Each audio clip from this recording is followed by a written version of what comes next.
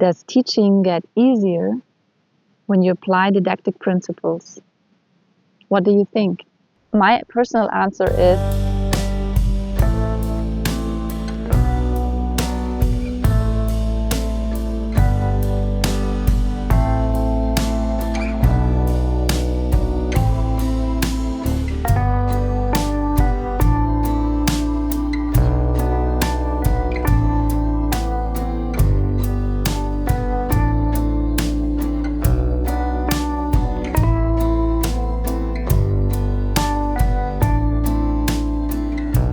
Does teaching get easier when you apply didactic principles?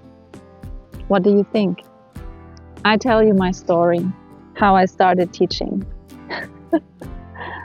The first time I got a real teaching task, so not just assisting or being there, but being responsible, the only person in the room as a lecturer. It was a developmental biology class. It was just one afternoon. It was 2 hours, so 2 times 45 minutes. And I got about more than 100 PowerPoint slides with DNA repair mechanisms being connected to developmental biology. And I had no clue about didactics and how to structure and plan a lesson and how to engage with the students, and no idea about all that. I knew how to give scientific talks. I think I gave some decent, nice talks in my time, but I had no idea about teaching. And already when I prepared these slides, so preparing means I tried to understand what's on the slides and being able to give a talk using those slides. When I prepared the lecture in this way, I had a bad feeling already. But what could I do? So I just went with it. I went into the lecture, I had my computer up, started the presentation. There were about 10 people in this room, master students. They chose to be there. It was a choice for them to be in this course. And bottom line, it was horrible for everyone inside that room. I cannot describe how bad the feeling was. I was clicking through these slides, and with every click, I knew this is not how it's supposed to be. I felt bad for the students. I didn't know what I could do at this moment, and I just decided I have to get through with it. So after talking non-stop 2 times 45 minutes, so 90 minutes, 5-minute break in between. The break didn't help, by the way. After those 90 minutes, one student has fallen asleep, deeply asleep. I didn't mind. I could totally understand. And everyone else looked wrecked. My voice was completely destroyed. I lost my voice the next day because, who talks? There's a squirrel.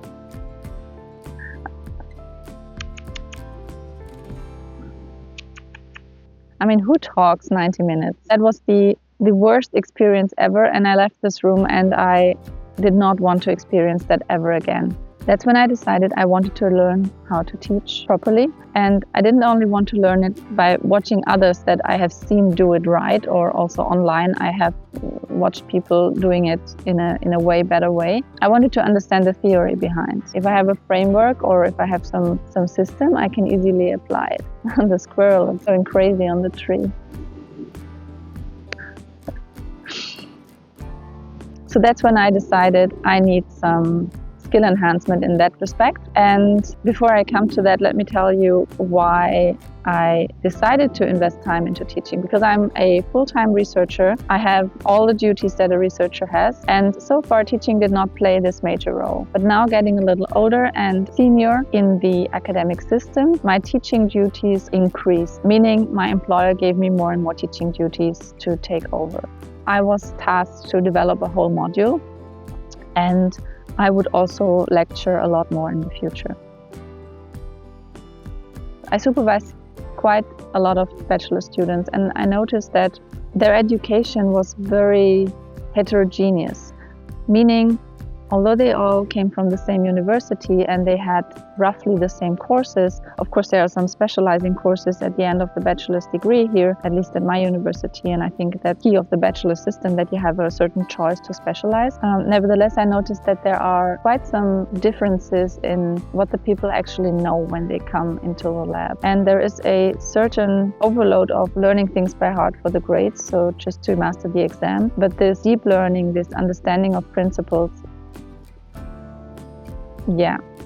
it's just an impression. That said, I decided if I teach and if I know that it takes a lot of time and energy, I also want to do it right.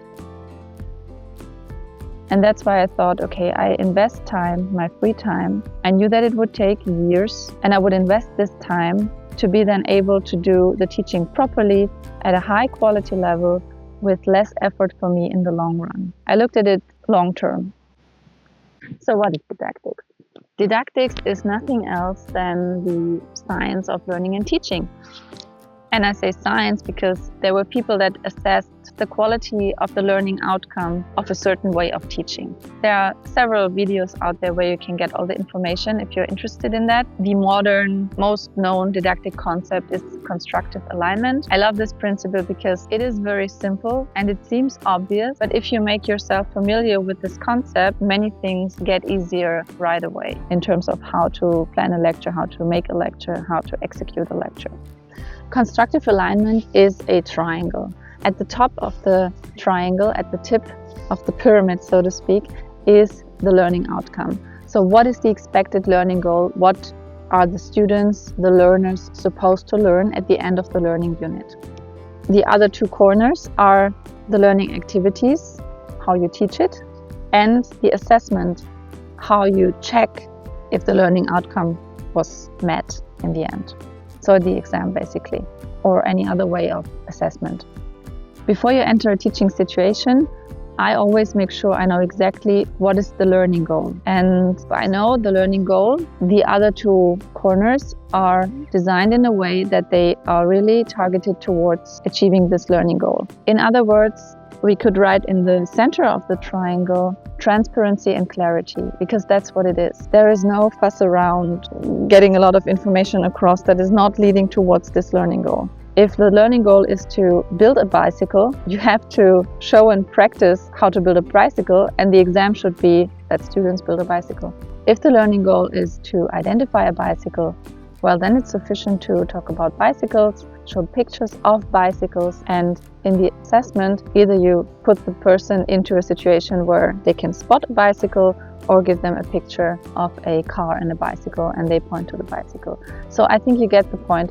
It is really obvious when you listen to it like that, but it gives you a lot of clarity of what you're supposed to teach when you have this didactic principle of constructive alignment in your head. Do didactics now per se, just by knowing this triangle, make teaching and lecturing easier? Well, there's more to it, obviously. So the most important thing is defining the learning outcomes. That's how everything starts also. So how do I define those learning outcomes? We use Bloom's taxonomy, which is a collection of action verbs. And it's a pyramid also, which ranks the cognitive activities in learning and understanding. And based on these cognitive levels of learning and understanding, you have action verbs. As an example, if we stay very low in the cognitive ability, just knowledge, know what a bicycle is, then the action verbs would be describe, identify a bicycle. So that's the learning goal. Students at the end of this learning unit are able to describe and identify a bicycle. That would be the very lowest level of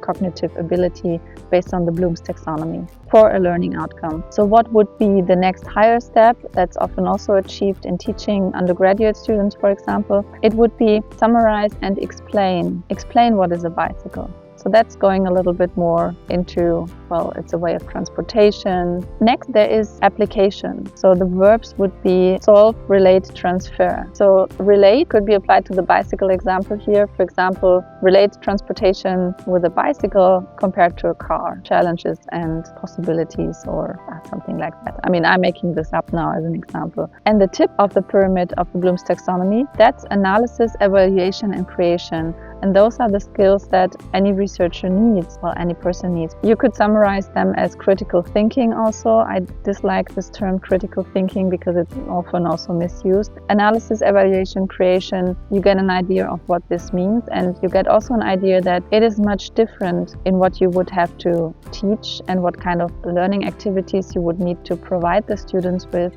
to achieve such higher cognitive goals.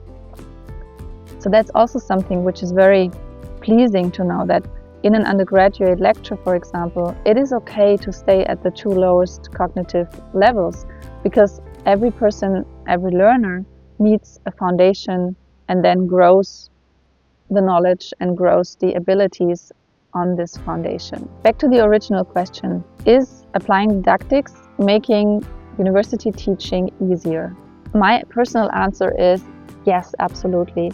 Because from the situation that I described in this developmental biology lecture, which was horrible for the students and for me, where I'm now and how I teach now, I can tell that it's a million miles of a difference. I always get evaluated by the students, and students are really honest about this. And I can tell that my evaluations always rank between 1 and 2, but closer to the 1, so 1 being the best grade in the range of very good, excellent. And is this sufficient that students say, well, she's great? Well, no, that's not sufficient.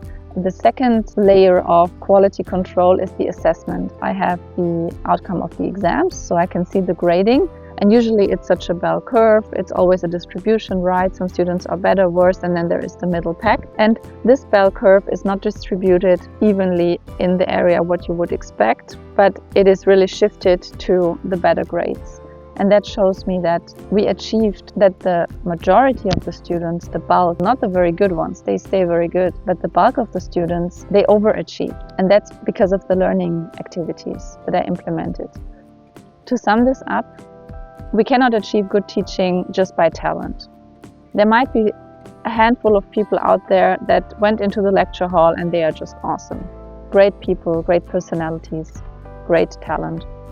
They had maybe great mentors and they could copy from great mentors that gave them just the example of how to teach, and they didn't have to learn the theory behind it.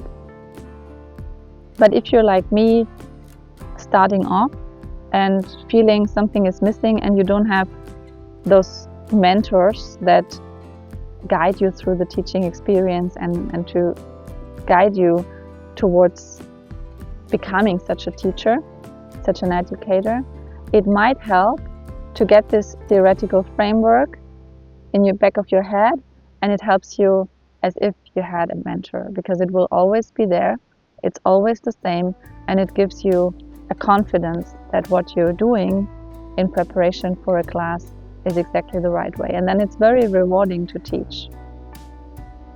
I would like to know from you what your experience is. Maybe you already started and had a bad experience, or you started and had a great experience in the classroom, or you're supposed to start teaching and you have some thoughts around that, some worries, or you're totally excited. How is your mentor or professor dealing with including you into teaching? Can you run along and just learn and see, or do they throw you into the cold water and you just have to do it by yourself? I would be curious how you want to tackle it. Happy teaching.